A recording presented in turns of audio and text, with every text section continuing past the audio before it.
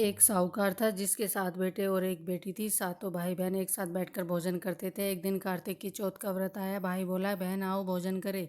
बहन बोली, आज करवा चौथ का व्रत है, चांद उगने पर खाऊंगी। तब भाई ने सोचा तब तक बहन भूखी रहेगी। एक भाई ने दिया जलाया, दूसरे भाई ने छलनी लेकर उसे ढका। नकली चांद दिखाकर बहन से कहने लगे, चल चांद उगाया है, अर्घ दे दे। बहन ने अपनी भाभीियों से कहा, चलो अर्घ दे दे।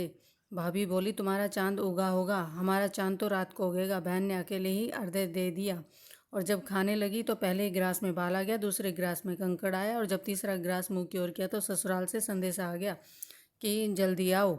माँ ने लड़की को विदा करते समय कहा, रास्ते में जो भी मिले उसके पाँव छूना। जो कोई सुहागन का आशीष दे तो पल्ले में गांठ लगाकर उसे कुछ रुपये देना। बहन जब भाइयों से विदा हुई तो रास्ते में जो भी मिला उसने यही आशीष दिया कि तुम 7 भाई की बहन हो, तुम्हारे भाई सुखी रहे, तुम उसका सुख देखो। सुहाग का आशीष किसी ने नहीं दिया। जब वह ससुराल पहुंची तो दरवाजे पर उसकी छोटी ननद खड़ी थी। वह उसके भी पाँव छूने लगी। उसने कहा, सुहागन रहो। उसने यह सुनकर पल्ले में गांठ बांधी और ननद को सोने का सिक्का दिया। जब भीतर गई तो सास ने बताया कि उसका पति धरती पर पड़ा है। वह उसके पास जाकर उसकी सेवा करने के लिए बैठ गई। बाद में सास ने दासी के हाथ की बची हुई रोटी भेज दी। इस प्रकार समय बीते बीते माघशीस की चौथ आई और चौथ माता बोली, भाइयों की प्यारी करवा ले। लेकिन जब उसे चौथ माता नहीं दिखी तो वह बोली, हे माता, आपने मुझे उजाड़ा है, आप ही मेरा उद्धार करोगी, आपको मेरा सुहाग देना पड़ेगा। तब उस चौथ माता ने बताया कि पौष की चौथ आएगी, वह मेरे से बड़ी है, उसे ही सब कहना, वही तुम्हारा सुहाग देगी।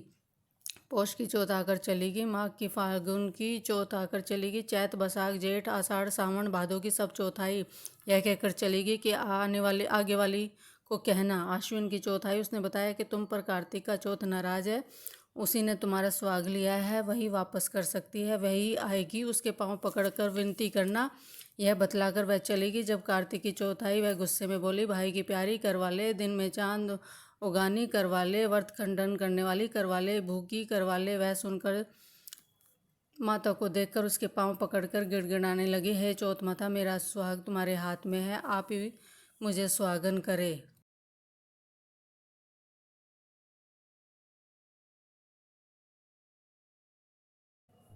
चौथ माता प्रसन्न हुई और साहूकार की बेटी को सदा सुहागन का आशीर्वाद दिया। जिस तरह साहूकार की बेटी को सदा सुहागन का आशीर्वाद दिया, वैसे ही सभी माता बहनों को सुहागन का आशीर्वाद दे। जय हो चौथ माता।